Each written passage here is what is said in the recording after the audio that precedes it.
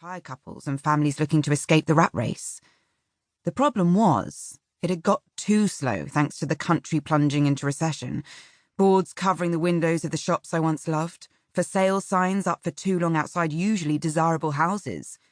You could barely see the words on those signs through the layer of seagull mess. Love's young dream well and truly faded. It was the same for me and Mike, too. It hadn't been that way when we'd driven through the town on the way to Margate for an old friend's wedding after we got married 10 years prior. I'd been so blown away with the pretty bay, we'd impulsively booked a room in one of its hotels, staying on for a further week after the wedding. When I'd spotted the abandoned hotel sitting in an elevated position above the caves nearby, a tatty for sale sign outside its front, I'd been in awe.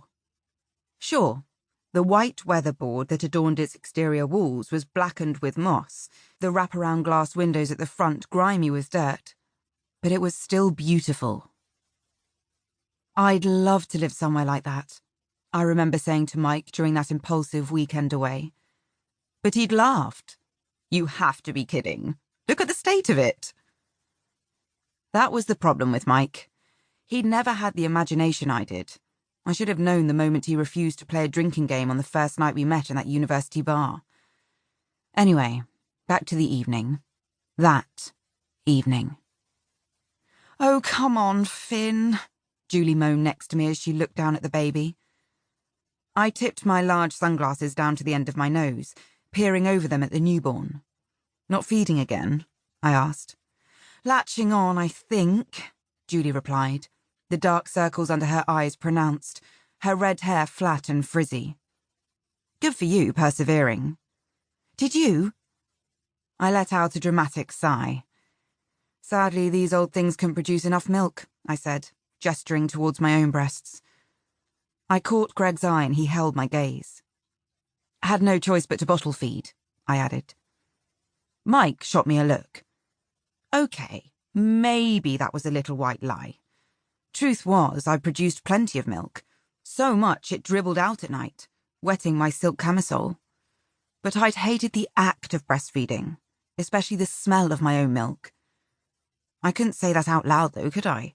It would be frowned upon, especially in Queens Bay with its penchant for yoga and earth mummies. I yawned again, peering at my gold watch. It was past 8 now. Sorry, I'm boring you, Julie said, frowning. I gently touched her arm.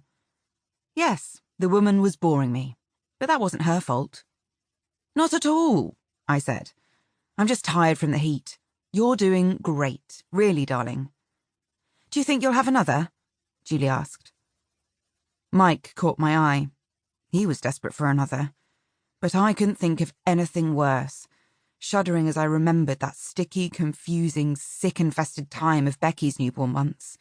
The emotions, the tears. I adore Becky, my perfect one. It would be like going back to square one if I had another. Plus, there was a slight problem of Mike and I barely touching anymore. Maybe that should have worried me. But the truth was, I didn't want to touch or be touched. On the rare occasions when we did make love, I flinched, then felt nothing, going through the motions as I turned my face away. I used to be so passionate, to love, to hold and be held, but not anymore. I sighed, turning back to Julie. We've been told we can't. I whispered so Mike couldn't overhear. The lie sent a thrill through me. We don't like to talk about it, especially Mike, I added with a grimace. Another touch of the arm.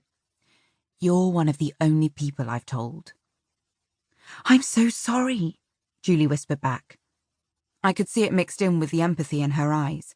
How pleased she was to be one of the privileged few to know.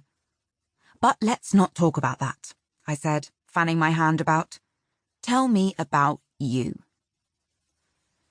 As Julie launched into the details of her problems with sore nipples, I slid my sunglasses back up to hide the fact I wasn't really listening, my mind drifting off to the plot of my latest novel.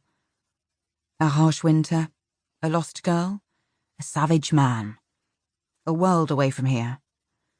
Oh, God, yes, please. Selma! A voice pierced my thoughts. I looked up annoyed.